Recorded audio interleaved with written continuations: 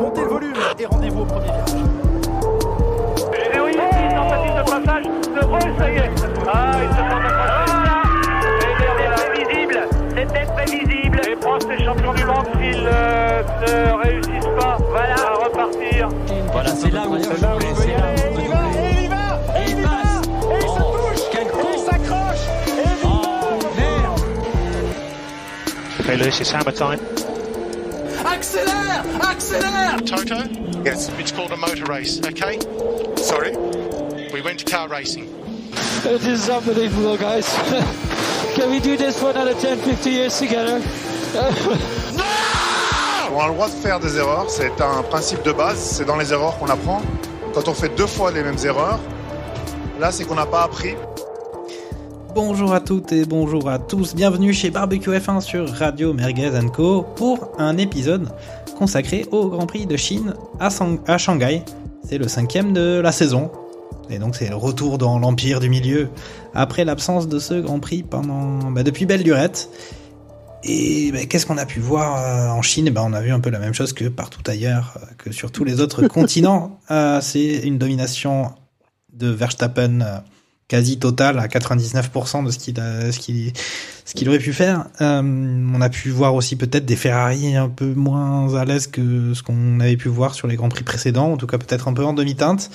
On a vu Hamilton sur le podium à la 2e place, mais pour la course sprint.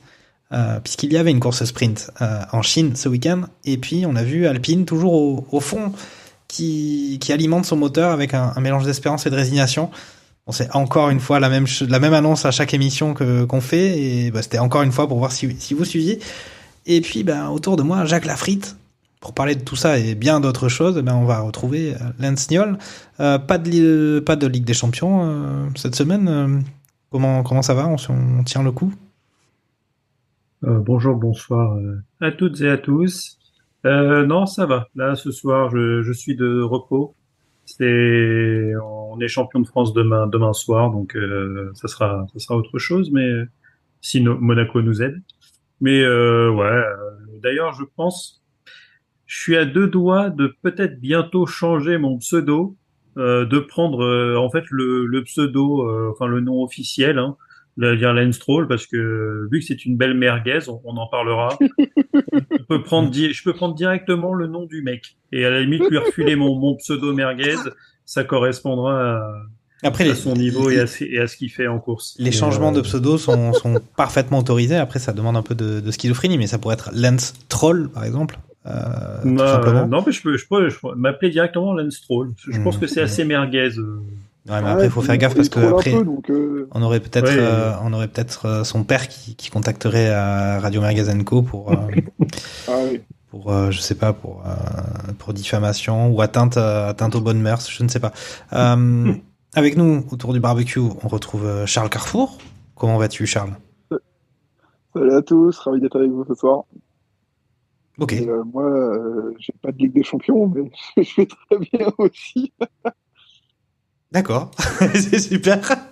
C'est super d'aller bien. Écoutez, on va tous bien. On va parler de ce Grand Prix de Chine. Alors il y avait une course sprint, il y a eu pas mal de choses à voir, mais on va commencer à tout seigneur, tout honneur par Red Bull et Max Verstappen, puisque on a vu notre petit Max qui a remporté à la fois la course sprint, qui a remporté aussi la course,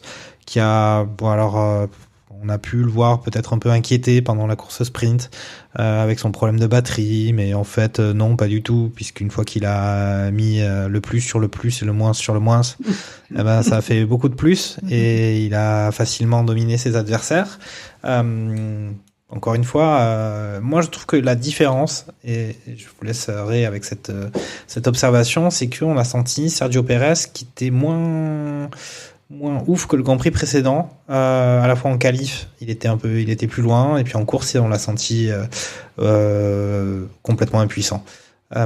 Charles, est-ce qu'on peut avoir ce diagnostic-là? Mais bon, c'est vraiment parce qu'on essaie de trouver des nuages du côté du ciel bleu Red Bull. La voiture est performante, mais en fait, ils ont vraiment la Voie lactée, vraiment un jeu du volant entre guillemets où je sais pas, c'est une sorte de fusion qui est entre la voiture et Verstappen, qui fait que les performances sont multipliées, ou en tout cas sont vraiment exponentielles. Et ce qui génère, ou en tout cas ce qui, au regard des performances de Perez, génère effectivement une sorte pas de lassitude, mais on pourrait croire que le pilote est pas bon, alors que en fait c'est juste qu'il y en a vraiment un qui est au-dessus du lot par rapport au reste du paddock, quoi, au reste du plateau. Donc bon, c'est quand même mieux que l'année dernière. L'année dernière, le début de saison était plutôt ok je pense, jusqu'au 6-7e GP. À voir si ça arrive à tenir. Je pense qu'il s'est enfin résigné à dire que peut-être qu'il sera jamais champion du monde et que s'il veut toujours rouler en F1 l'année prochaine, il a plutôt intérêt à être un bon lieutenant. Donc chez Red Bull, je pense que pour le moment, ça a l'air d'aller, malgré les affaires de début de saison. On n'entend plus trop parler. Helmut Marko parle de temps en temps encore. Par un peu trop, je pense. Ça doit faire câbler, je pense, les responsables de presse de chez Red Bull quand ils parlent à la presse. Mais en tout cas, bon, la sérénité. Alors oui, week-end pas parfait parce que il fait pas la pole en qualif sprint. Et il a pas le meilleur tour, je crois, en course. C'est vrai, non, il n'a pas le meilleur tour en course. Donc franchement, un peu déçu au final. Voilà. Je m'attendais à mieux. Voilà. Moi, je suis habitué à le voir toujours devant. Ah ouais, bon, bah, voilà. Le type il repart avec 25 plus 8, 33 points de Chine. Ok. Donc voilà. Hein. 57e ou 50e victoire. 58e victoire, pardon. Mm-hmm. Voilà. C'est du gros classique. Alors effectivement, par contre, plus intéressant, ça va parler sûrement des pilotes entre la 2e et 20e place, quoi. Ouais, c'est ça, au final. Ben après, c'est ça depuis maintenant beaucoup de Grands Prix. Hein. C'est qu'à chaque fois, on a l'espoir en regardant une course, ou l'espoir ou l'envie qu'il se passe quelque chose un peu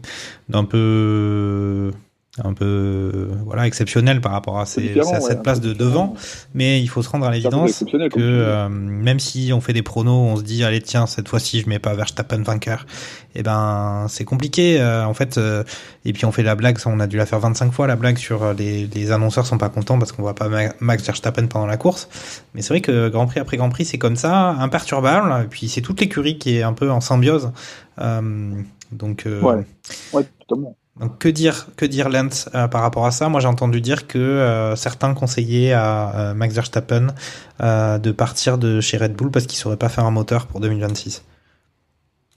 Est-ce qu'il faut essayer de trouver du négatif? Est-ce qu'il faut trouver du négatif, Lance? Toi tout le temps tu vois le verre à moitié plein, mais à un moment donné faut créer un peu de dramaturgie. Ouais, bah après on verra.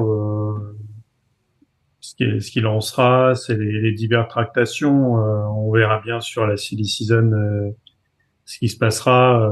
Je crois que tu as quand même côté Red Bull, on a tendance à envoyer paître Toto Wolff avec des velléités d'essayer de récupérer Max.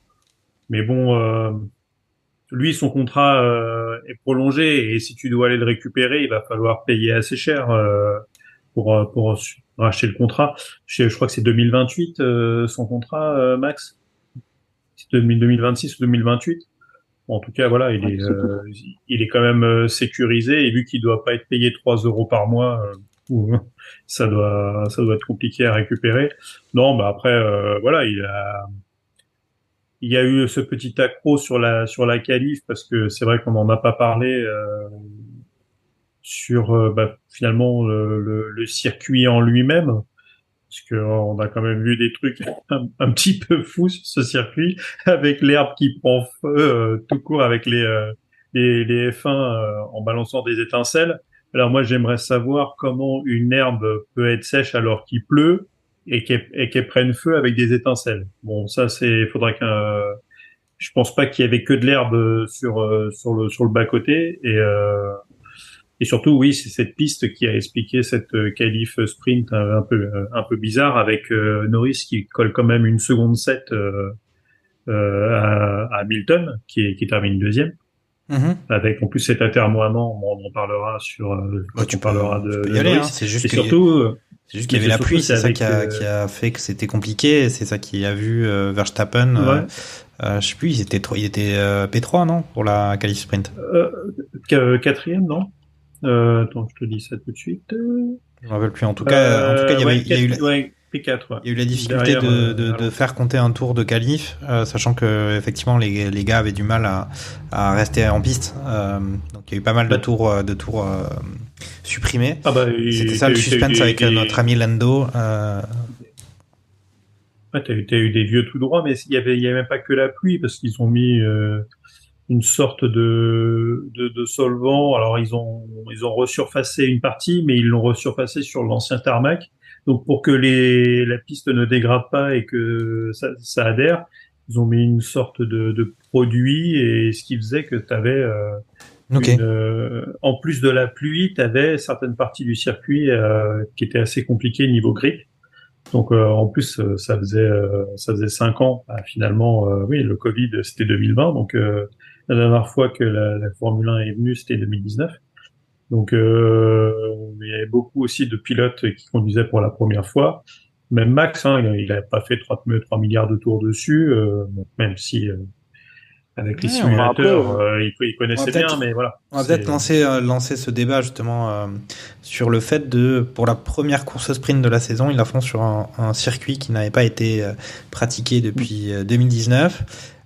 Est-ce qu'on peut pas avoir là-dedans un choix de la FIA d'essayer de déstabiliser un peu tout le monde et de voir un peu si en rajoutant des difficultés on peut un peu changer ou modifier ou tournebouler ce classement. Est-ce que c'était ça l'idée, c'était de créer du spectacle en faisant tourner des pilotes sur un circuit qu'ils connaissaient beaucoup moins? Je l'aurais vécu un peu différemment, en mode je veux contenter le public chinois qui n'a pas été rassasié qui n'a pas eu sa F1 pendant 5 ans, et du coup je lui donne une double course ce week-end-là. C'est plus money is king, c'est ça que tu veux dire, money is king everywhere, every time. Média, avec Bernie et Clestone c'était déjà le cas, mais alors je pense encore plus avec Liberty Media. Et je pense que quand on voit que je crois que la tribune pour Guanyu Zhou c'est parti en 30 minutes, je crois, ou je sais plus, il a vendu super bien sa tribune. Je pense pour le public chinois, il savait que il y avait une attente. Dans tous les cas, ils allaient faire complet tout le week-end, et donc pourquoi pas donner encore plus de hype avec une course sprint, quitte à avoir un truc décevant parce que le tracé, on savait pas où ça allait, avec le resurfaçage, c'est pas un tracé, je pense, qui est beaucoup utilisé aussi.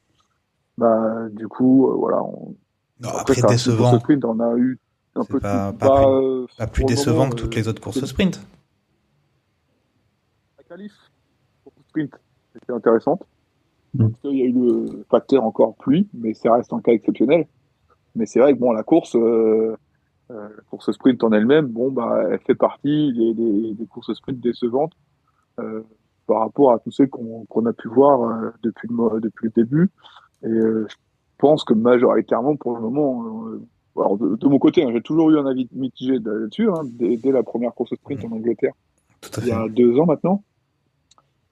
Pour moi, la plupart du temps, et je dirais majoritairement, même voire 2 tiers des courses sprint ont été bof, quoi, dépassant à peine un 10 sur 20, quoi. Franchement,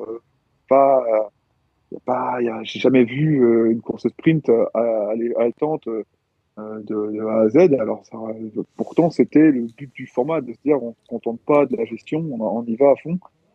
Et pourtant, on continue quand même, au bout de 10 tours, d'avoir un peu de gestion, parce qu'on n'est pas capable d'être compétitif pendant les 18-19 tours, quoi. Alors, qu'est-ce que t'en penses, Lens, sachant qu'ils ont quand même fait des aménagements cette année sur les courses sprint, puisqu'ils ont vraiment décorrélé, notamment au niveau du parc fermé, course et course sprint. Mais après, ce débat sur la course sprint, on l'a eu plusieurs fois du côté de Barbecue F1. Moi, j'ai fait part du fait que je trouvais ça un peu ridicule, dans le sens où là, ils s'étaient rendu compte que s'ils faisaient une course le samedi, une course le dimanche, ça faisait 2 courses. Bientôt, ils vont se rendre compte qu'il faut faire une course le vendredi, puis après, ils vont se rendre compte que ça fait vendredi, samedi, dimanche, puis après, il y a lundi, mardi, mercredi, jeudi. Peut-être qu'il faut faire des choses là-dedans. Moi, voilà, ce qui est pas très intéressant dans la course sprint, c'est qu'en fait, c'est une deuxième course. Et à la fois, c'est pas que c'est pas très intéressant, mais c'est là où on voit qu'en F1, c'est quand même des pros. C'est que souvent, en fait, il se passe les mêmes choses. Les performances, on peut faire tout ce qu'on veut. Au final, c'est très similaire. Mais c'est mon avis, Jacques Lafritte. Lance. Ouais, c'est une répétition, on l'a bien vu. Et là, en plus, vu que Max, à la limite, il s'est presque passé quelque chose parce que Max est parti P4. Donc, t'as eu ce premier virage avec Hamilton qui fait un super démarrage. Norris qui veut tenir trop longtemps sur l'extérieur et finalement il sort et il va finir beaucoup plus loin. Il restera dans les points, mais c'est quand même extrêmement dommage en partant en P1 sur la course sprint.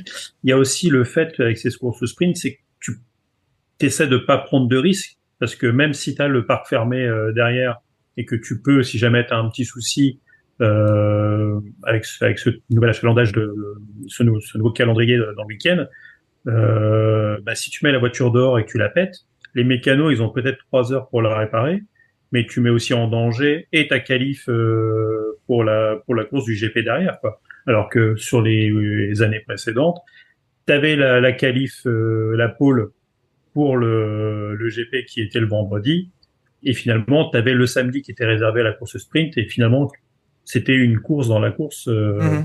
Enfin, c'était là pour le coup, c'est bien séparé. Là, t'as Max qui a, une fois qu'il a passé Hamilton, et qui n'a même pas résisté, hein, de toute façon. Oui, ça servait à pas grand chose. A priori, sur les derniers tours, il a fait des essais de frein pour préparer la qualif qu'il y avait 3 heures après. Donc, il a une telle marge que finalement, lui, il s'est aussi servi de la course sprint pour préparer la qualif, la qualif derrière. Donc, moi, je suis pas mécontent non plus. Moi, je veux dire, les courses sprint, j'aime bien. Dire, moi, tu m'en mets une à tous les GP, je te dis oui.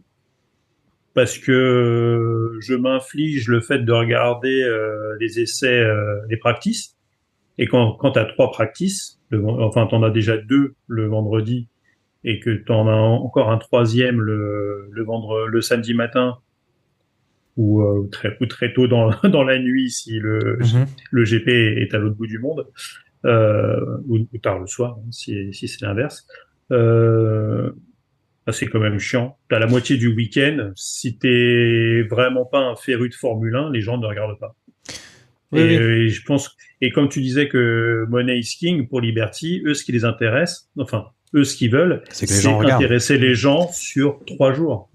Et je pense que s'ils pouvaient trouver une solution pour que le practice du vendredi matin, même quand il y a course sprint, tu puisses mettre 1 ou 2 points pour les équipes, pour le mec qui fait le meilleur temps du practice, je pense qu'un jour on pourra peut-être y arriver. Ça aussi. C'est compliqué, hein, parce que déjà avec toutes les réunions fantômes que tu mets dans ton agenda le vendredi après-midi sur Outlook, là, ça serait encore le vendredi matin, ça deviendrait compliqué à gérer au taf. Donc c'est pour ça, c'est eux ce qu'ils veulent, c'est intéresser au maximum les gens pour faire venir, pour que les sponsors ils soient vus. Et je pense que les sponsors, ils disent pas non. Eux, course sprint, comme en MotoGP, parce que maintenant en MotoGP, t'as des sprints à toutes les courses. Je pense que sur la Formule 1, ils attendent un petit peu. Et tu ne peux pas réduire le nombre de GP, parce que maintenant, il y a tellement de gens qui veulent accueillir, parce que ça parle aussi d'enrichir l'Asie avec la Corée du Sud, et pourquoi pas faire revenir Sepang aussi, qui est un beau circuit, donc ça serait pas. Tu veux aussi rajouter l'Afrique du Sud, tu veux vraiment mondialiser, mais vu que c'est pas extensible, ça sera compliqué. Donc si tu veux rajouter des choses, ça sera rajouter des courses sprint. Est-ce que les pilotes auront leur mot à dire sur la fatigue, même finalement même les mécanos, parce que entre du practice et et du sprint, le sprint c'est quand même un grosso modo un tiers de course, un peu plus. Bah c'est quand même de la course. Alors même si t'as pas de changement de pneus forcément, sauf s'il y a de la pluie, ça reste quand même une tension qui est particulière. Même sur la qualif aussi, c'est la qualif sprint, ça reste une qualification qui dure moins longtemps, mais c'est aussi du stress en plus. Donc c'est de la fatigue aussi. Mais non, mais après, c'est aussi, donc là, voilà, mais... si tu parles t'as le week-end t'as une densité de week-end qui est plus forte quand il y a la course sprint, évidemment. Puis après, ce qu'il y a, c'est que t'as aussi l'inflation du nombre de grands prix dans la saison. Donc si t'as beaucoup plus de grands prix, puis en plus tu fais 2 courses en week-end, donc c'est comme si tu doublais c'est vrai que ça fait beaucoup. Et avant tout ça, on parlait déjà du fait que, voilà, pour les mécanos, avec tous ces grands prix autour du monde, ils sont pas chez eux une grande partie de la saison. Mais bon. Et Domenicali en interview disait 24 c'est bien, mais tu vois il laissait la porte ouverte à 25 maxi. Mais c'est 25 maxi aujourd'hui. Si vraiment t'as des gens qui sont prêts à payer et que après ça fait longtemps que tu parles d'un Grand Prix en Afrique, par exemple, parce que là on parle de Sepang, tu parles machin, mais on a vidé l'Europe quasiment aujourd'hui. Si tu fais le compte. T'as un tiers des grands prix seulement en Europe. On veut te retirer les grands prix, les spas. On se pose la question sur Monaco, tout ça pour pouvoir offrir à l'autre bout du monde aussi. Donc nous, on raisonne aussi en européen, donc avec nos vieux circuits, avec un peu en historique, mais si tu veux aller conquérir des nouveaux marchés. Et d'ailleurs, quand tu parlais de Joe et de la tribune, quand on se souvient le taux de remplissage était quand même pas terrible sur le Grand Prix de Chine avant Covid. Là, avec Joe, ils ont fait recette. Donc, si on se pose la question si Joe sera en Formule 1 l'année prochaine, moi, j'ai pas forcément de doute. Ça commence déjà les pronos. Alors, à la base de tout ça, on évoquait peut-être un Sergio Pérez un peu plus en difficulté sur ce week-end de course. Il a eu, on a vu le potentiel de sa voiture. On voit qu'il n'a pas débloqué, en tout cas ce week-end, alors que le Grand Prix précédent, on l'avait vu être compétitif. Est-ce que tu as envie d'ajouter quelque chose à ce sujet, Charles ?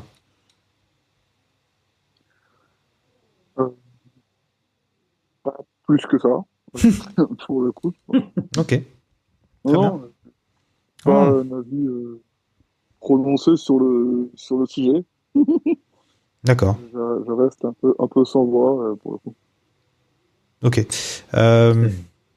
C'est vrai que quand tu disais là, je pense qu'on se rend compte avec peut-être une Red Bull un peu moins performante par rapport à celle de l'année dernière. Un Max toujours aussi dominant. Donc c'est sûr que là, c'est pas juste la combinaison de la bonne voiture avec du bon pilote, c'est que il y a même les haters de Max commencent à quand même avouer que c'est quand même un bon pilote le monsieur, quoi. C'est pas juste parce qu'il a une fusée et qu'il conduit une fusée, quoi. C'est même si sur ce circuit on peut voir qu'avec c'est ce qui manque. C'est ce qui manque, oui. C'est qu'en 2021, il y avait une rivalité, du coup, ce qui pouvait générer, en tout cas, une sorte de hate envers Hamilton ou Verstappen. Hamilton, il a une voiture, c'est un tracteur, et Verstappen, il a la meilleure voiture, et il l'exploite à 100%, voire à 200%. Donc en fait, il y a aucune rivalité, donc il y a aucun sens. C'était, on va dire, ça vaut pas la peine de s'en prendre à ce type-là, alors qu'en fait, il fait juste le meilleur boulot possible, quoi. Oui, non, mais là, on parlait de Sergio.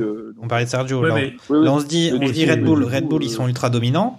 À un moment donné, pour qu'il y ait un peu un intérêt compétitif pour la première place, il serait peut-être temps, ou ça serait bien qu'il y ait au final un pilote de meilleure trempe que Sergio Pérez. Moi, j'en veux pas à Sergio Pérez, c'est juste qu'il a quand même... On avait fait des paris l'année dernière sur il reste pas. Ouais, on avait dit qu'il restait pas. Moi, je sais que, alors, pas pour moi, mais je sais que j'avais dit, moi, il restera et on verra, ils verront en fonction du début de saison. Et pour le moment, tout laisse à croire que pourquoi il changerait. Bonne image, les résultats sont plus ou moins performants, mais toujours mieux que l'équipe B. Derrière, ça serait réengager un autre pilote d'une autre écurie pour potentiellement se faire laver et faire une Gasly ou faire un Albon. On sait ce qu'on a et on sait pas ce qu'on n'a pas. Jusqu'au mois de juillet, quoi. À voir, hein, mais je le vois bien aller jusqu'en juillet, quoi. Parce que donc là, on peut faire le point du classement pilote. On a Verstappen 110 points, suivi de Sergio Pérez justement à 85 points, mais qui n'a pas de victoire lui, à la différence de notre ami Maxou. Et troisième position de Charles Leclerc, si je ne m'abuse. Et classement constructeur, on a Red Bull devant avec 195 points, Ferrari 151. Donc bon, effectivement, oui, la situation en fait est similaire à la saison précédente. Eux, ils vont pas changer le pilote. Ils vont pas changer le pilote juste pour créer plus d'aventure pour Max ou Verstappen. Et c'est surtout que moi, je pense qu'il est peut-être un peu tôt. Enfin, ça va tellement vite en F1, mais les dernières, on s'attendait pas à ce que au cinquième GP de la saison, Verstappen fasse les 18-17 autres Grands Prix vraiment à la rue, quoi. Donc, est-ce qu'il y aura un moment donné où il va vraiment retourner dans cette travers qu'il avait fait la dernière, c'est-à-dire des qualifs pourris, des courses où il tente trop et du coup il n'y arrive pas. Et du coup, là, effectivement, je pense qu'il n'y aura pas de deuxième chance. Par contre, s'il reste constant comme ça, c'est-à-dire truster au moins le top 4 à chaque fois, il y a de grandes chances qu'il fasse au moins le mois de juillet, why not la fin de l'année, quoi. Pour moi, maintenant, si je devais mettre un billet, Pérez, il est là jusqu'à la fin de la saison. Parce que là, on va dire que tu as tellement de pilotes sur le marché. Qu'est-ce que tu vas dire que tu prendrais un petit jeune, un Lawson par exemple, pour 6 mois avant de signer un gros pilote. Non, je pense que si Pérez il saute, il faut monter un de chez Lisa Cachap. Écoutez, de toute façon, la conclusion, c'est de dire qu'il va pas sauter, en tout cas pas dans les prochains Grands Prix. Et puis de toute manière, là, c'était juste c'était le constat, c'était de dire que qu'est-ce qui peut concurrencer Verstappen. Visiblement, c'est pas une autre écurie, donc c'est dans sa propre écurie.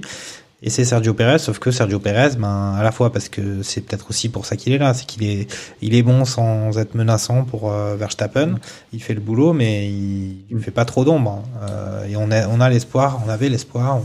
À chaque début de week-end, on se dit tiens, ça y est, il va performer en qualification, ce qu'on avait vu sur le Grand Prix précédent à Suzuka et ce qu'on n'a pas vu en Chine.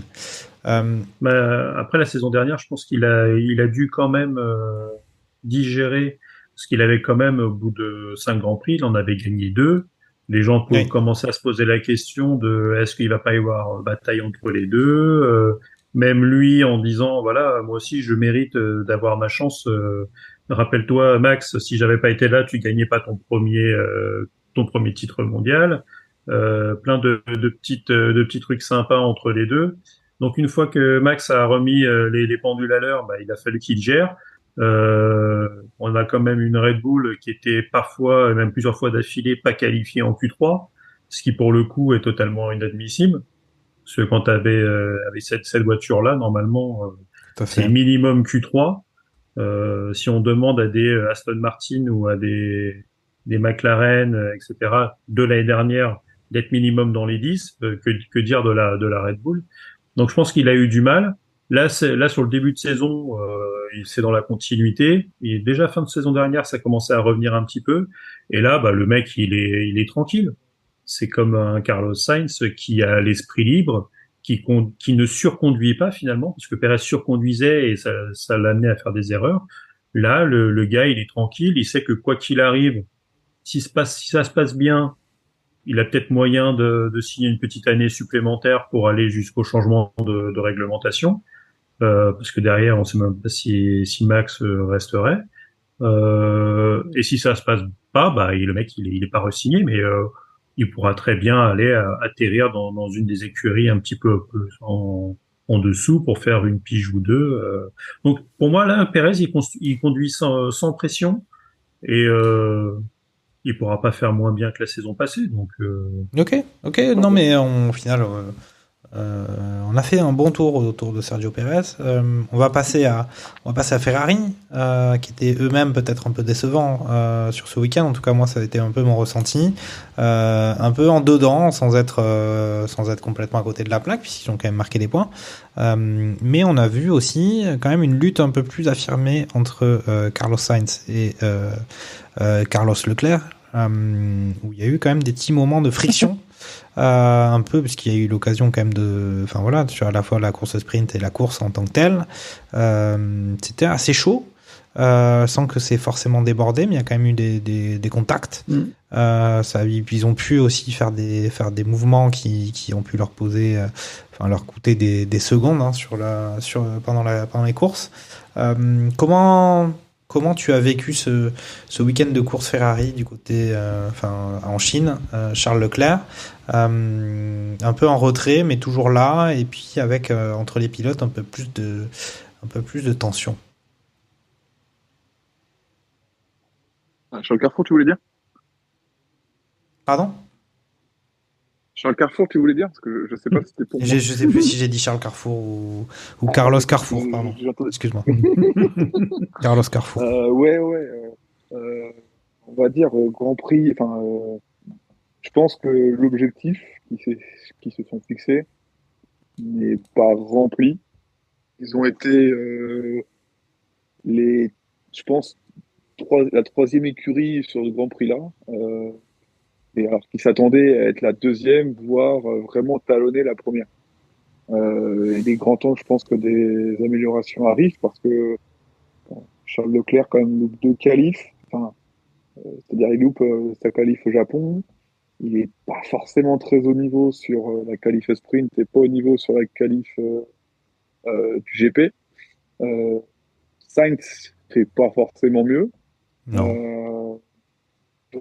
Donc effectivement, déjà c'est pas terrible. Et puis les places, c'est vrai qu'il me semble qu'ils sont Charles Leclerc, pardon, il est P7 ou P8, je crois, P7 pour pas des places la qualif sprint, P7. Ouais. Voilà, c'est pas des places à laquelle on est habitué de la part de Charles Leclerc. Et pourtant, il a fait la même au Japon.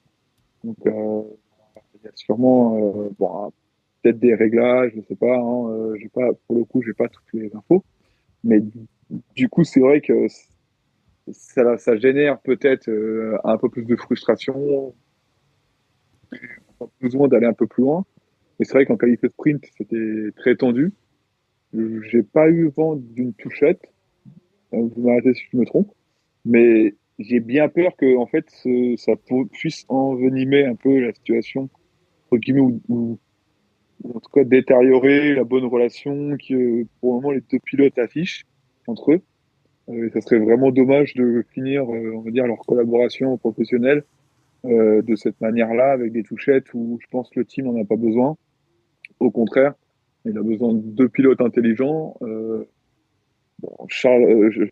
vais dire Charles Sainz, mais Carlos Sainz, il a pas besoin de ça en plus parce que lui, il est pas dans une optique où qui montre quand même une sorte de patte blanche avant de pouvoir signer quelque part. Alors même si ça spécule beaucoup dans une écurie grise des et noirs, je pense pas que ça fait dans son intérêt de toucher son coéquipier. Donc ouais, par contre, ça peut jouer en défaveur de Ferrari et de Carlos Sainz. Non, mais après, ce qui concerne la Après, c'était surtout chaud, mais il n'y a pas eu non plus, il y a pas eu de, c'était chaud en tout cas, mais on l'avait déjà vu la saison précédente avec Charles Leclerc qui donnait tout pour passer son coéquipier, quitte à presque se mettre dehors. Et là, c'était un peu similaire, peut-être à l'inverse. Lance. Mais c'est vrai que du coup. Pardon, Carlos, je te laisse continuer. Je vais juste conclure rapidement, mais c'est vrai que pendant le GP, ils ont été un peu inexistants. très bon, on va dire, en tout cas sur les médiums. En tout cas, Charles Leclerc avait fait un plutôt bon relais sur les médiums, mais visiblement, n'ayant pas testé les hards, les pneus durs durant la FP1, en fait, ils étaient un peu dans un no man's land et ils sont vite un peu perdus. Et je pense que c'est ça qui leur a coûté, on va dire, le podium. Et un peu dommage d'avoir toujours un peu, d'arriver dans un Grand Prix quand même à l'aveugle. Mais bon. Et c'est peut-être à Paris qui n'a pas marché. Mais j'espère que à Miami, avec des conditions climatiques un peu différentes, un Grand Prix différent, peut-être que ça peut fonctionner de nouveau. Ok. Lance, est-ce que tu as plus d'infos sur la raison de ce stop dans la perf de l'amélioration Ferrari? T'as déjà une première explication. Alors, déjà, ce qui peut surprendre à ce qui soit finalement la troisième force, c'est qu'on annonçait les McLaren en retrait, justement sur ce circuit. Et au final, se sont assez bien comportés et c'est à l'inverse les Ferrari qui étaient un peu plus à la peine. Alors ça peut s'expliquer par les pneus. On a dit que c'était que sur ce circuit aussi, on attendait beaucoup de graining et il y en a quasiment pas eu. Les pneus n'ont quasiment pas dégradé. C'est bien pour ça que tu as quand même sur le top 4, même le top 5, tu as quand même 3 pilotes qui n'ont fait qu'un pit stop alors que tu dois en faire 2 sur ce circuit. Généralement, essayer de faire un medium, hard medium, mais bon, il y en a certains qui ont même utilisé des softs. C'est dire. Mais là, oui, aussi bien Norris que Leclerc et Sainz, c'est un seul pit stop pour finir en hard. Alors l'avantage des Ferrari d'habitude, c'est qu'ils ne dégradent pas, sauf que là, sur ce circuit, on a même l'impression qu'ils n'ont jamais réussi à les mettre en chauffe leurs pneus. Donc c'est qu'au final, ils ont, et surtout les hards, qui sont notamment plus difficiles à mettre en chauffe. Donc ouais, ça a jamais tourné. Hein. On est sur une température de piste qui était à maximum 38 degrés, je crois, le samedi. Mais le jour de la course, elle a commencé à 30 et elle a fini à 26,5. Donc c'est tout ça fait que les Ferrari finalement, je pense, ont maximisé ce qu'elles pouvaient faire avec ces conditions atmosphériques. Ce qui aurait pu être encore pire s'il avait plu. Mais ou dans ce cas-là, les McLaren, elles auraient encore plus performé, très certainement.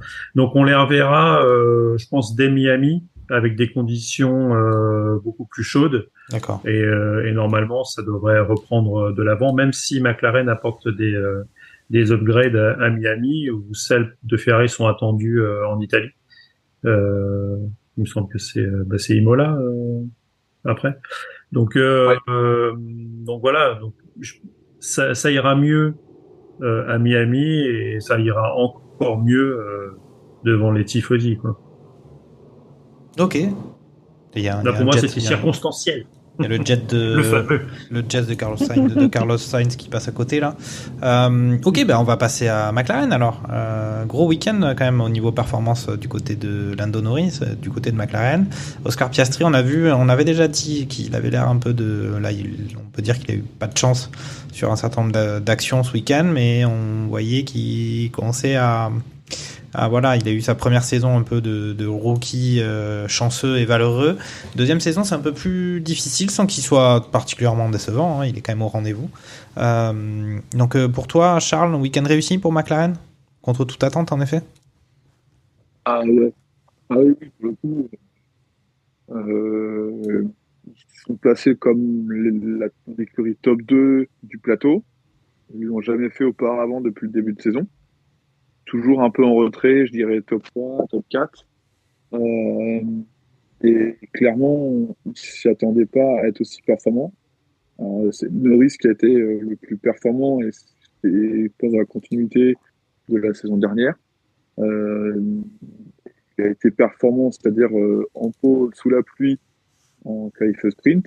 Voilà, après la qualif sprint, il fait l'erreur de forcer à l'extérieur au virage 1 qui, du coup, il se fait emmener dehors et il finit, je crois, au virage 2 il me semble, P6 ou 7. Ouais, c'est ça. Vraiment, Hamilton qui lui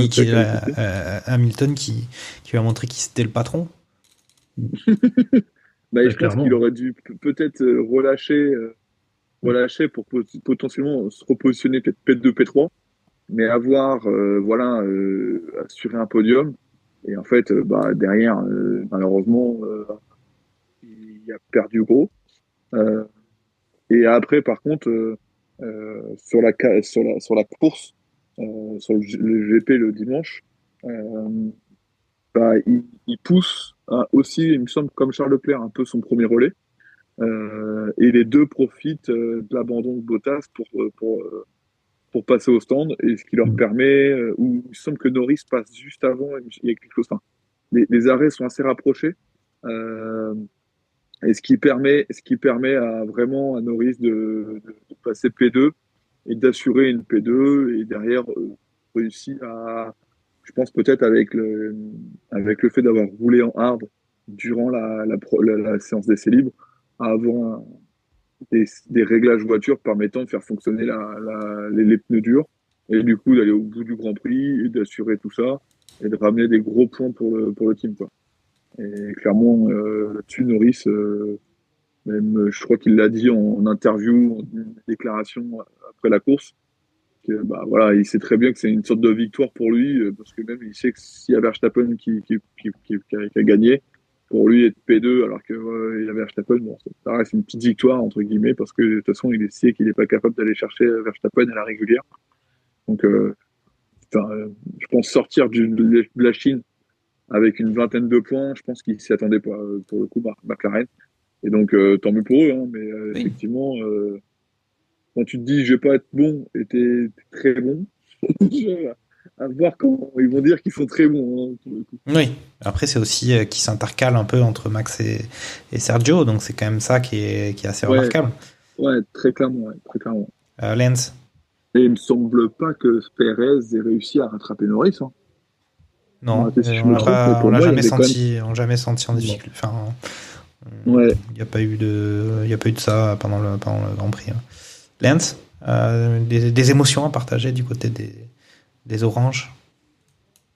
C'est vrai que émotion un peu partagée, parce que pour le coup, c'est vrai que Piastri, là, depuis le début de saison, c'est compliqué vis-à-vis de Norris. On voit qui est le patron des oranges, et là il le démontre encore, parce que c'est la même voiture, hein. Il n'y a pas une amélioration qui est de fond plat présente sur la voiture de Norris et Piastri qui a le mulet, quoi. Donc c'est clairement au pilotage, tu vois qu'il y a vraiment un écart entre les deux.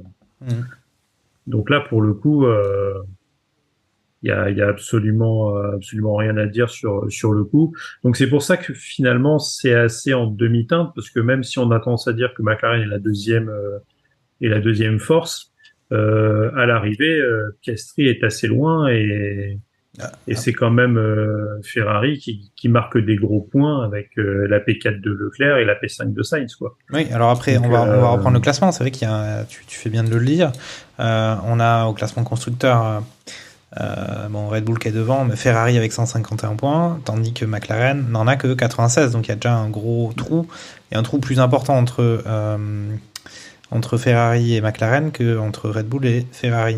Sachant qu'au classement pilote, on a Lando Norris qui a 58 points et Oscar Piastri qui en a 38, sachant que devant Lando Norris, on a Charles Leclerc et Carlos Sainz, en plus de Sergio Pérez et Max Verstappen. Dans ce cas, on va peut-être passer à Mercedes. Mercedes qui, justement, avec cette performance d'Hamilton sur les qualifs sprint et puis aussi en sprint, puisqu'il quand même il se hisse sur le podium, et ça c'était quand même une belle surprise. Au final, alors encore plus décevant que ce qu'a fait McLaren sur ce week-end avec Oscar Piastri, franchement, pas si incroyable que ça, puisque George Russell a été un peu insipide. Je parle en termes de... Je veux pas froisser les fans de George, mais course sprint, il est 8e, course du dimanche, il est 6e. ce qui est pas un résultat dégueulasse, hein, 6e, mais bon, on finit. Enfin, c'est pas un bon résultat pour Mercedes, mais on est habitué à ça maintenant. Et du côté d'Hamilton, au final, il avait complètement raté sa qualification pour la course, puisque il n'était pas sorti de la Q1. Et il réussit quand même à marquer 2 points en se hissant à la 9e place. Donc il était quand même parti de quasi tout le fond. Il a fait une belle remontée. Et en revanche, effectivement, on l'a déjà dit, course sprint, avec ses qualifications sous la pluie, il avait réussi à monter sur la boîte. Mais au final, les week-ends se suivent et se ressemblent en dehors de cette, on va dire, cette vista d'Hamilton pour le sprint. Ça aurait été un week-end un peu vraiment un peu moche du côté Mercedes, non, Charles Carrefour. Ouais. Ah oui, clairement. Même je pense que c'est un peu vraiment la seule lumière qu'ils ont, je dirais, depuis le début de saison. Le premier podium, Hamilton depuis un moment. Russell a fait un podium depuis le début de saison. Ça ne parle pas. Peut-être en Australie. Du fait qu'il n'y ait pas, mais alors clairement, pour le coup, non, t'as fumé là. Mercedes s'est clairement positionné et en ballottage pour le top 3, top 4 cette saison, quoi. McLaren fait quand même un début de saison à la hauteur de sa fin de saison dernière, donc je la vois pas non plus faire un Aston Martin parce qu'ils ont montré qu'ils savaient développer la voiture. Ils peuvent parfois même être en concurrence face à Aston. Donc franchement, pour même le top 3 cette année va être plutôt aller chercher le podium en tant qu'écurie. Ça va vraiment jouer à des détails. Et clairement, le fait que Hamilton fasse une P2 en sprint, c'est une petite bouffée d'air, hein, mais après, il gâche tout avec une P18, je crois, ou une P19 en Q1 2 heures plus tard, quoi. C'est incompréhensible sa part. C'est quand même dingue de se dire que il y a les 3-4 saisons, il était à la place de Verstappen dans les qualifs, quoi. Et là, il se retrouve complètement à l'envers. Même, je pense que pour une écurie comme Mercedes qui connaît des podiums et de finir des fois pas sortir de Q1, galérer à aller en Q3, pas réussir à suivre, pas toujours comprendre la voiture. Même lui, il le dit à un moment donné à Hamilton que la voiture est pas bonne, pour qu'il le dise à la radio ouvertement, publiquement. Sauf que ça on l'entend depuis déjà plusieurs saisons. Franchement, ouais. Alors c'est bien pour Mercedes de faire une P2, mais c'est pas normal derrière de faire que P6 et P9, quoi. Sauf que ils nous ont habitués à ça depuis le début de saison, quoi. Ok. On aura des petits éclats de temps en temps parce qu'ils ont des pilotes performants, mais bon. Et là, on voit, enfin, moi, mon ressenti de ce qui s'est passé ce week-end, c'est qu'au final, on a des Mercedes qui sont intrinsèquement pas du tout à jouer la première, la deuxième ou la troisième place du plateau, qui sont derrière tout ça. Et il y a eu un coup d'éclat de Lewis Hamilton qui a su profiter des conditions météo et notamment aussi pendant la course sprint, qu'on a déjà parlé de l'action avec Norris, qui a montré un peu que c'était Lewis Hamilton, qu'il fallait pas non plus oublier qui c'était. Mais en dehors de ça, c'est vrai que si on oublie ce coup d'éclat d'Hamilton avec la gestion de la pluie et le fait de conserver sa deuxième place le samedi, c'est encore un week-end difficile du côté Mercedes sur lesquels on voit pas trop de perspectives d'amélioration. Si, il y a aussi encore une fois pour Hamilton, mais bon, je vais arrêter après, mais c'est vrai qu'il réussit mais c'est aussi en profitant de la safety car et des incidents de course du dimanche à remonter à marquer des points, ce qui était inespéré vu que en fait on voit très bien que sa Mercedes, il a du mal contre n'importe quelle voiture du plateau quasiment. Mais Lance, je te laisse réagir par rapport à ce que je viens de raconter. Complètement. Après, je me mets à la place des fans de Lewis. Déjà, t'es pas loin de récupérer la pole de la course sprint. Et que finalement le temps de Norris est réhabilité parce que même s'il avait les 4 roues dehors lors du dernier virage avant le tour de qualif, apparemment sur le début de saison il y a certains circuits où les pilotes se sont mis d'accord avec les directions de course en disant sur ce GP-là, même si on a les quatre roues dehors, vu qu'il y a le bac à gravier et que bah intrinsèquement tu ne gagnes pas de temps à manger finalement le virage, ton tour d'après n'est pas enlevé. Donc au final, c'est là où il y a eu un petit moment de flottement où certains ont même limite appelé au complot qu'on en voulait à Lewis de pas lui donner la P1. Non, c'est juste que t'as respecté le règlement et tout du moins un règlement intelligemment fait parce que en concertation avec les pilotes. Pour une fois, il faut le signaler. Ouais, derrière, voilà, tu fais P2. Bon, après, tu te prends quand même un avion de chasse qui s'appelle Verstappen qui te colle 13 secondes en 19 tours. Bon, voilà. Et bon, déjà, je pense que ça peut. Je pense qu'il en a fait son affaire, Lewis. Là, voir Max devant, il se dit voilà, il a la Red Bull. Tu vas avoir mon coco l'année prochaine quand j'aurai une Ferrari, je viendrai te titiller un petit peu plus. Je pense qu'il est aussi là-dedans et c'est aussi pour ça qu'il y a ces radios où maintenant le mec il les cache, hein, il en a plus rien à faire. Il dit allez-y, je conduis un tracteur, le monde entier doit le savoir. Donc il est sans filtre finalement. Là où Russell tu sens quand même que lui il est là l'année prochaine, donc il est un petit peu plus posé, il est un peu plus dans le flegme britannique. Ouais. Bon, donc tu vois la différence entre les deux, mais oui, c'est vrai que ces montagnes russes, tu étais sur la boîte, t'es content, t'as ta petite coupe et 3 heures après, tu sors pas de Q1, t'es au même niveau que les Kickstarter Sauber tout vert. Ouais, bah après on peut penser qu'il a eu peut-être aussi cette grande éruption d'adrénaline et qui, même si le champion était présent, il a eu un petit coup de mou sur les qualifs après. Et après, tu as une superbe remontée, oui, comme tu l'as dit, tu profites aussi des incidents de course avec les safety cars, avec Lance Stroll. Bon, on en parlera juste après. Et surtout, c'est que ouais, actuellement, bah oui, Mercedes, ça joue la 4e place du championnat. Ouais. Et s'il y avait un vrai pilote pour accompagner Fernando Alonso, je pense qu'il pourrait même jouer la P5. C'est ça, tout à fait. Tout à fait. Mais là, moi, ce que je propose, c'est peut-être qu'on parle un peu d'Alpine. Parce qu'il y a quand même je pense qu'il y a des choses à raconter sur Alpine. Et puis après, on verra, après Alpine, on fera un peu du picking. Chacun d'entre nous parlera de ce qu'il a envie d'évoquer sur ce Grand Prix. Mais parlons d'Alpine, puisqu'ils nous avaient annoncé qu'ils avaient réussi à amener des évolutions plus rapidement que prévu et qu'ils les confiaient à Esteban Ocon et pas à Piero Gasly.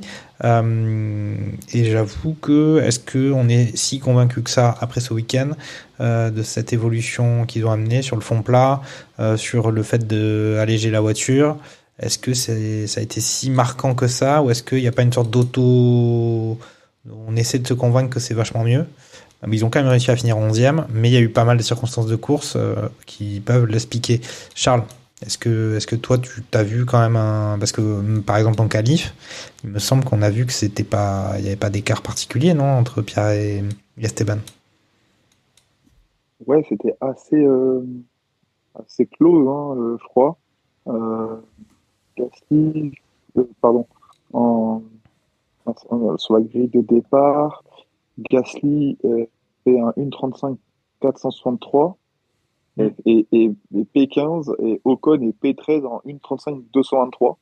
Donc il y a 2 dixièmes. Bon, ça fait quand même 2 places de gagner. En soi, ça fait peut-être un peu plus en course, mais je crois qu'il me semble que Gasly n'a pas eu de chance sur un pit stop raté. Ouais, il a fait un pit stop de 29 secondes. Beaucoup de temps. Ouais, il a failli écraser un mécano en plus. Ouais, il a failli, il me semble. D'ailleurs, que je regarde, il était. Je regarde un peu. Effectivement, il a pris un petit coup dans l'aile à un moment donné. C'est pas compliqué. Il s'arrête au tour 11. Il est 11e. Et au tour 12, il est dernier. Il a perdu la moitié du plateau, lui, pas devant, dans son arrêt au stand.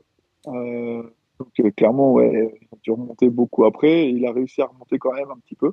ça avait l'air quand même de porter leurs fruits. Ocon avait le sourire, voilà. Ça a l'air d'être encourageant. De là à ce que ça soit révolutionnaire, je ne pense pas. De toute façon, il faut qu'elle perde du poids, cette voiture. Donc, vu qu'ils ont un déficit moteur et des kilos en trop, dans tous les cas, il faut quand même trouver le bon ratio, pas trop en perdre d'un coup, pour pas déséquilibrer la voiture.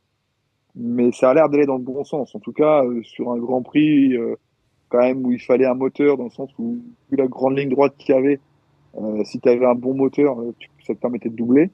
C'est clair que si tu n'avais pas de vitesse de pointe, tu pouvais pas aller chercher la personne qui était devant toi, à moins de faire un giga freinage, mais certains n'ont pas toujours eu le bon réflexe de freiner à la fin de la ligne droite. Donc, pour moi, ça va dans le bon sens.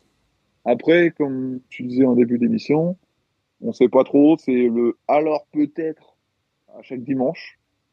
Et peut-être qu'un dimanche dira eh oui, eh oui, ça y est, c'est fait. Mais pour le moment, on est toujours dans la bataille pour la P8, P9, quoi, au constructeur, quoi.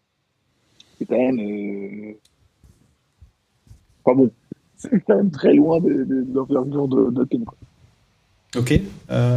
Lance, c'est quoi ton avis sur ce qu'on a pu voir ce week-end du côté d'Alpine? Est-ce que effectivement ça va dans le bon sens ou ça te laisse un peu sur ta faim? Tu pourrais avoir deux lectures, dans le sens où oui, ça a forcément mieux fonctionné parce que tu as les deux voitures qui passent en Q2, avec finalement Esteban qui fait une P11, alors bien sûr avec des abandons, sachant que Ricciardo, avant de se faire rentrer dans les fesses, était vraiment pas mal. Donc aurait très certainement fini dans les points, mais ça bataillait avec Hülkenberg. Alors après, il y a donc là avec les apports et ce fond plat, il gagne 4 kilos, il passe enfin sous le poids réglementaire.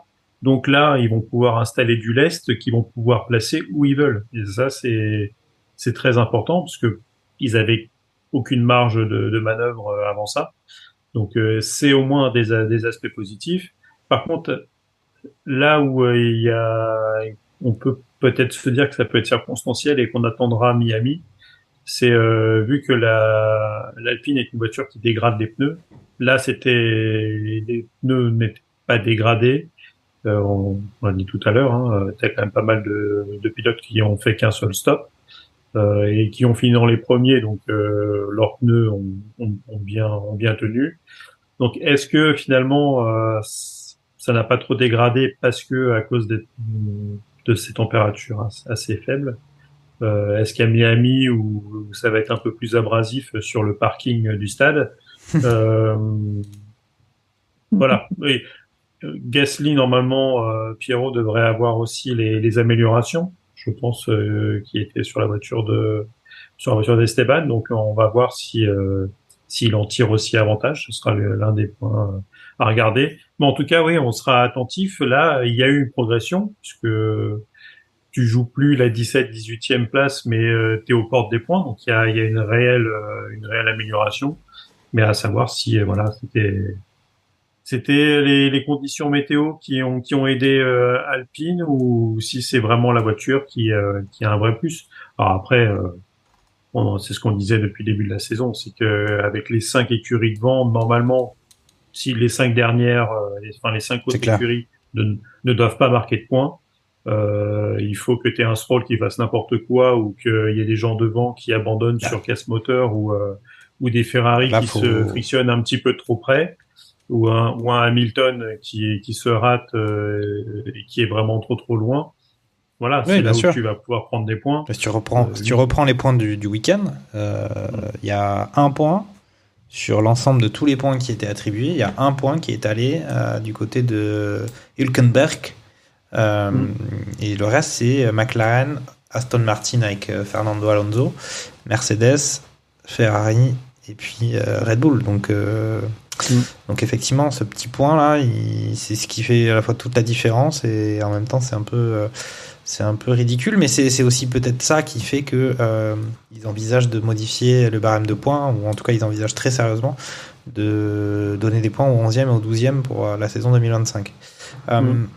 Ok, on a parlé d'Alpine, Charles ou Lens, je vous laisse parler des autres écuries ou des autres faits de ce Grand Prix que vous avez envie de signaler. On a évoqué notre ami Stroll qui en a fait une belle, puis qui a dit que c'était pas de sa faute.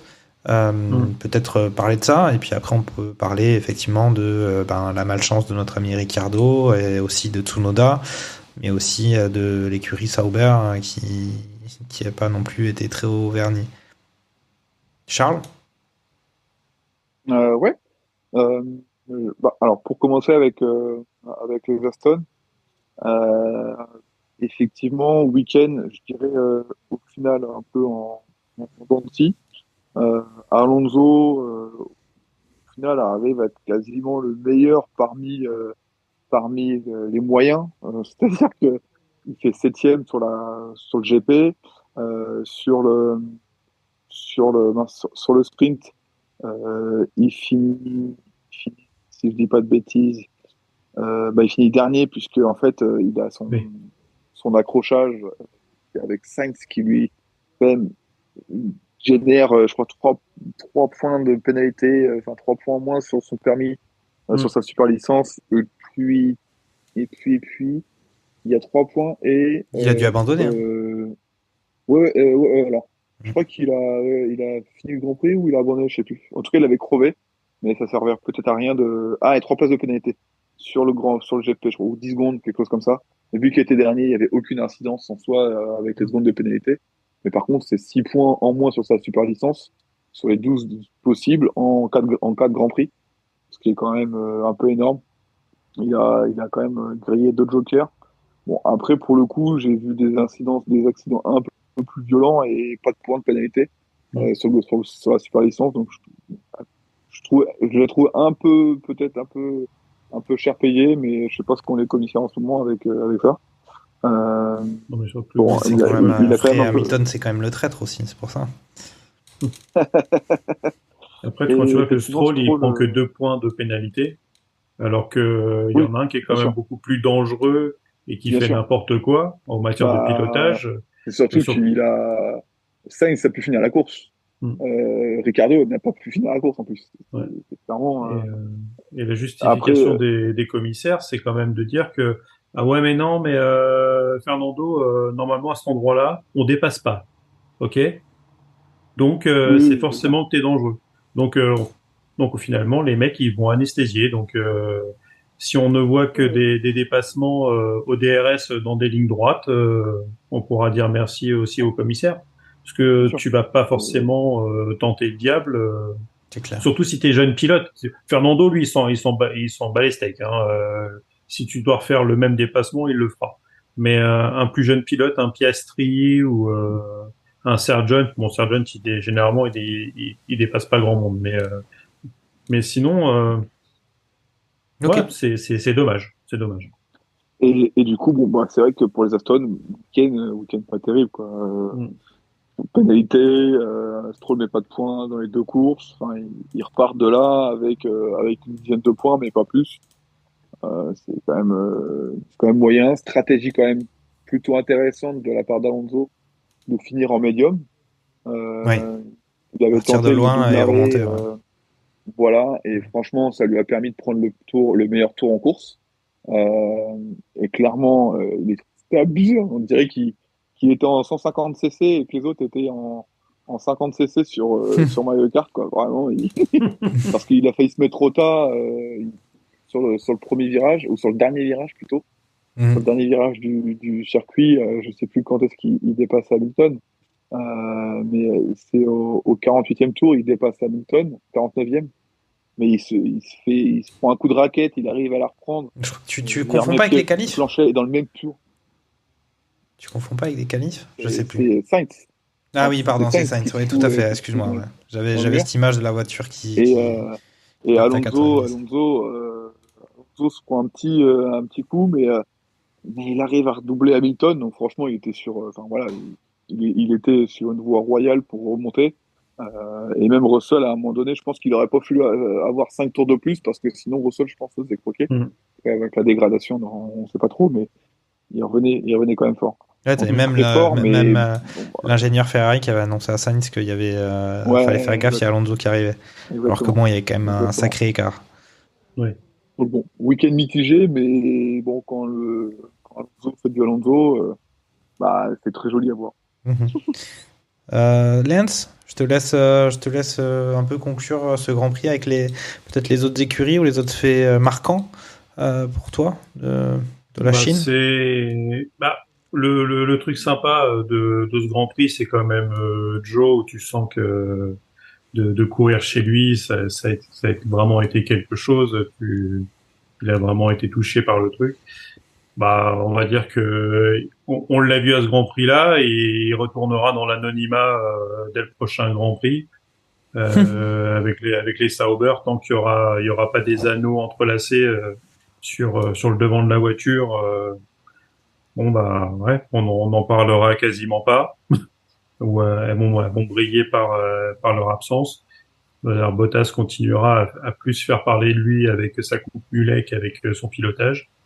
Donc c'est pas forcément grand chose à dire sur elle. Le très bon week-end encore une fois d'Hülkenberg qui est en train de se placer pour prendre un baquet dans les top écuries sur la silly season. Clairement celui qui a quelque chose à jouer.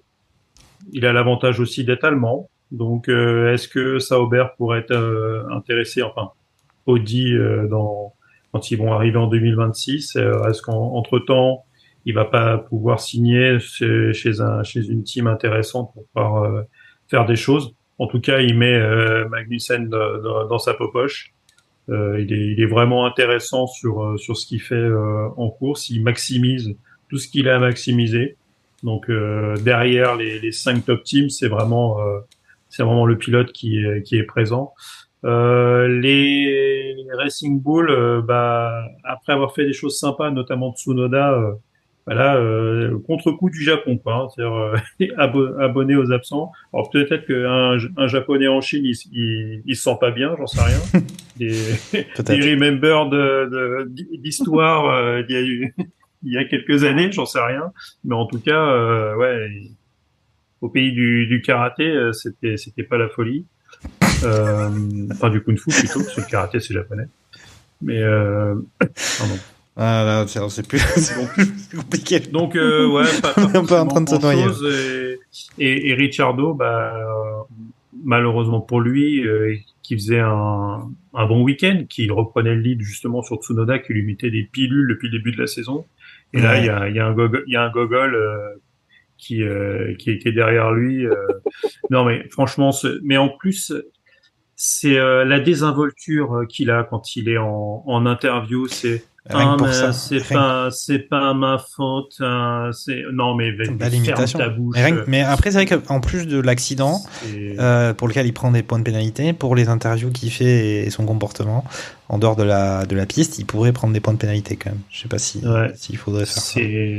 Non mais rien que de voir sa tête, enfin en fait, c'est le souci, c'est comme on pourrait presque prendre l'imitation de d'Unai Emery, la concurrence. Il faut de la concurrence et pour lui, il en a pas et donc il en a rien à secouer. Donc je fais une bonne course, une mauvaise course, bon, je m'en fous en fait. Et donc si finalement t'avais quelqu'un qui on lui disait mais Lance, là si t'es pas bon, tu sautes. Peut-être qu'il serait un petit peu plus sérieux, il ferait un peu plus attention que de regarder le Carlos Sainz qui réaccélère en sortie de virage alors que les autres ils sont en train de freiner devant lui. Enfin, dire c'est pas ma faute, il y a l'accordéon. Le mec il s'est cru sur le périph un dimanche soir de retour de vacances, quoi. Mais enfin c'est pas possible. J'ai pas fait attention. Je regardais mon téléphone portable et j'étais rentré dans le pare-choc, quoi. Donc peut-être. Non, c'est pas possible. Okay. D'ailleurs, Ricciardo il était énervé. Il lui a lâché un petit fuck him en interview. Enfin bref, plus en radio et même derrière, c'est que tout le monde se fout de sa gueule. Il faut s'en rendre compte, c'est que ce mec, c'est la risée du paddock. Même Sargent, il est plus pris au sérieux que lui. Parce que ça, c'est le coup de gueule, de à la cool room, ils ont revu les actions. T'as Max Verstappen qui a rigolé. C'est-à-dire que les gens le prennent pour un bouffon. Il rigole beaucoup quand même, hein, Max Verstappen. Ouais, mais les autres le font beaucoup. Il y a quand même eu des radios qui ont tourné, même des trucs. Ah, j'ai pas entendu mais est-ce ça. que lui, il a pas un minimum de fierté, ce mec? En fait, c'est ça, c'est qu'il a même pas de fierté. Il a quand même marqué 9 points cette saison, tandis que Fernando Alonso a marqué 31 points. En fait, c'est ça qui est dommage, c'est que finalement, tu devrais au moins être piqué un peu dans ta fierté. Tu vois que les gens, ils se foutent de ta tronche. Bah, au prochain Grand Prix, bah, je leur montre que je suis pas mauvais, et surtout qu'il l'a montré. On sait qu'il a un minimum de talent. C'est pas un Mazepin ou un mec comme ça. Tu sais qu'il y a un minimum. C'est-à-dire que le gars, ça fait 7 ans qu'il est en Formule 1, Lance Stroll. Donc voilà, même s'il y a papa qui est là, il y a un minimum de talent. Donc, mais là, tu sens que ouais, c'est limite, il va à la leçon de violon parce que ses parents veulent qu'il fasse du violon, alors que lui, il rêve de jouer de la guitare électrique. Bah peut-être que faut que tu changes de sport, que tu prennes autre volant, va faire du WEC, de l'IndyCar, enfin je sais pas. Mais il a besoin, tu veux dire qu'il a besoin dommage. il a besoin de faire un travail sur lui-même et d'entamer une psychanalyse. On va écouter, on va écouter Takuma Sado. Qui viennent chez nous, on va l'aider. Oui. Lance Niol, qui a son cabinet de psychanalyse dans le 7e arrondissement, et qui consulte, il n'est pas en secteur 1. Méfiez-vous de l'addition, mais il faut payer cher pour guérir vite. Il est parfait, il est partisan de cette grande théorie. Il faut ce qu'il faut, mon bon monsieur. On va écouter Takuma Sado qui a un message à nous dire, qui vient peut-être des étoiles.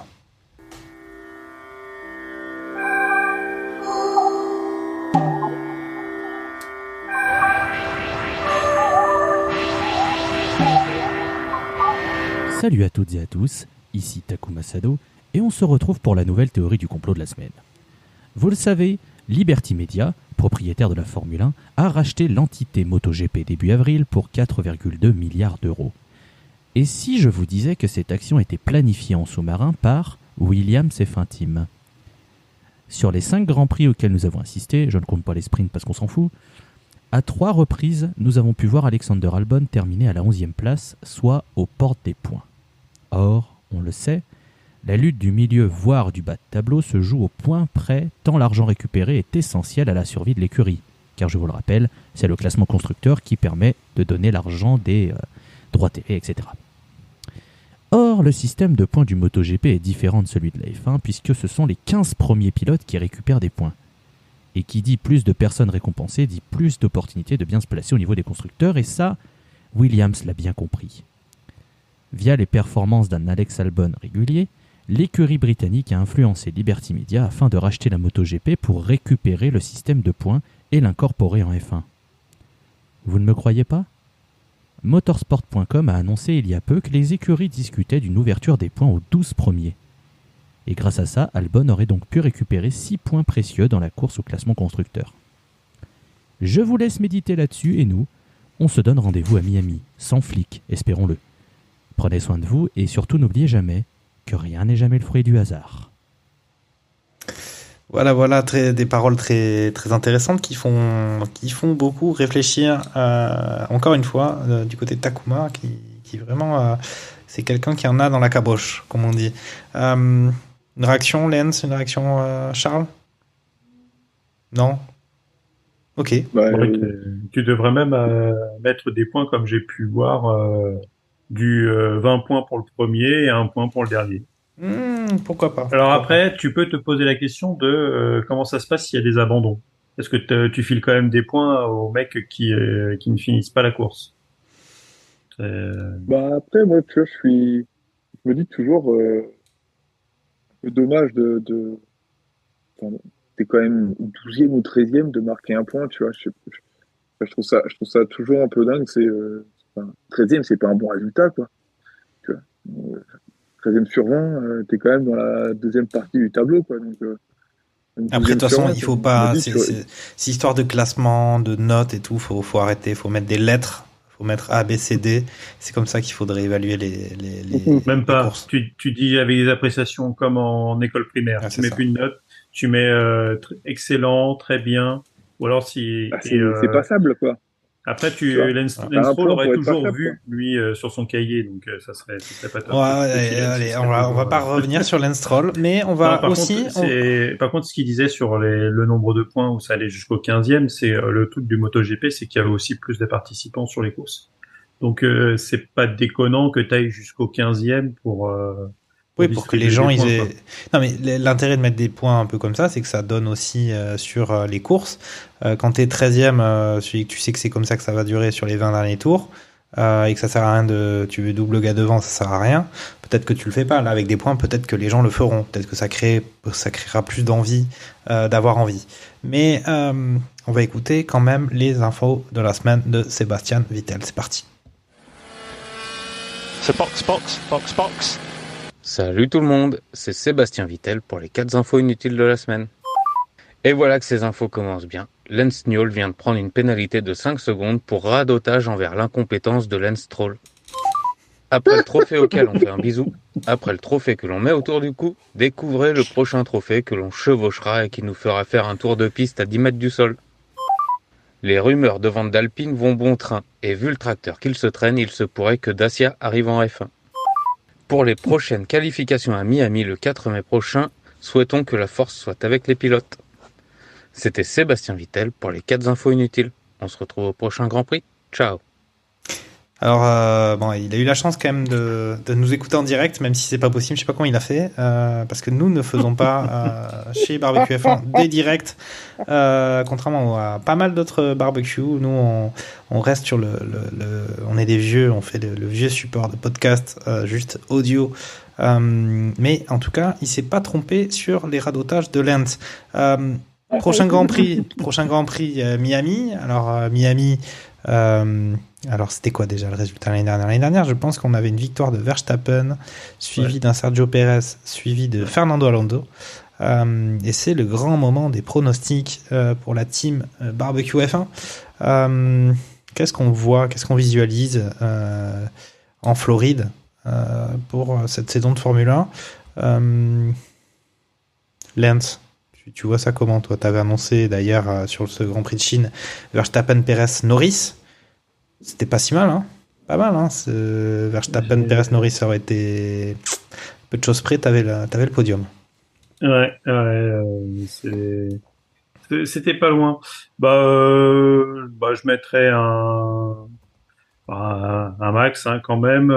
Sergio 2, parce que c'est vrai que c'est quand même un circuit qui va très bien au Red Bull, et Sergio est assez bon quand même à Miami en général. Et là, je pense que les Ferrari reprennent du lead. Et alors là, je pense que c'est le podium à 1,1 sur vos sites de paris préférés. Je vais mettre un Leclerc en 3, quoi. Ok.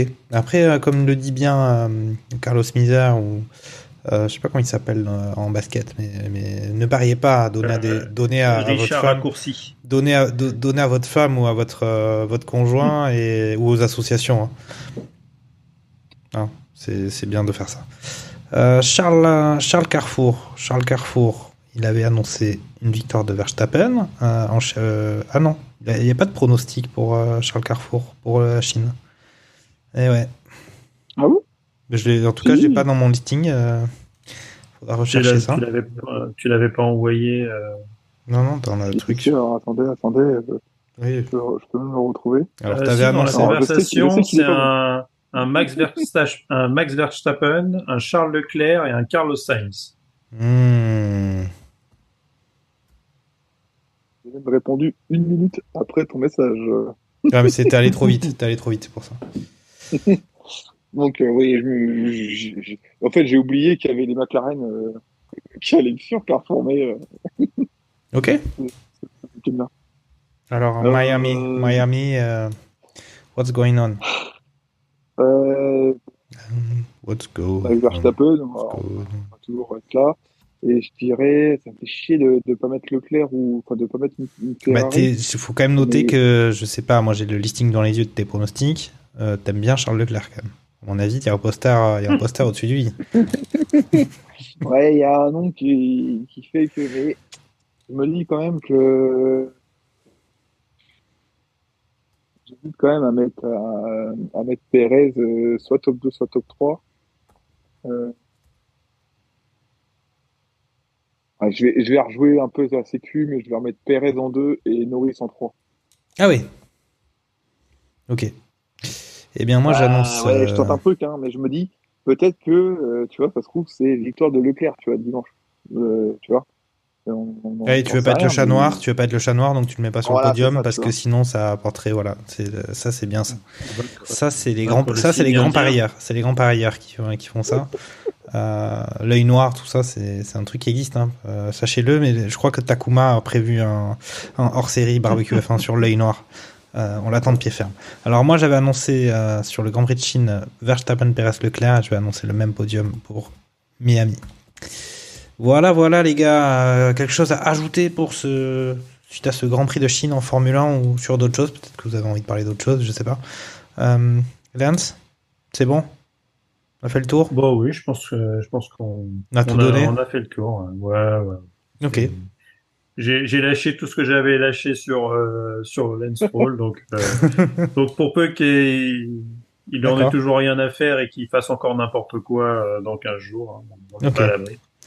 Charles, quelque chose à annoncer, quelque chose à raconter, parce que qu'est-ce qu'on va faire ce week-end? Bon, c'est tout bon. Et on se dit du coup à Miami dans 15 jours. Bon, mais merci les gars. Et puis on se retrouve dans 15 jours après ce Grand Prix de Miami. Ciao. Ciao.